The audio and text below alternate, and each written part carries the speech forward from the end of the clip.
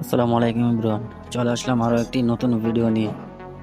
তো রেগুলার কাজের ভিডিও দিতে পারতেছি না, কাজের একটু চাপ ছিল, এই জন্য ভিডিও বানাতে পারিনি। আজকে একটা স্যাম্পল রেডি করলাম, ভাবলাম আপনাদের সাথে শেয়ার করি। দেখতে থাকেন সম্পূর্ণ ভিডিওটা, কেমন হয়েছে অবশ্যই কমেন্টে জানাবেন।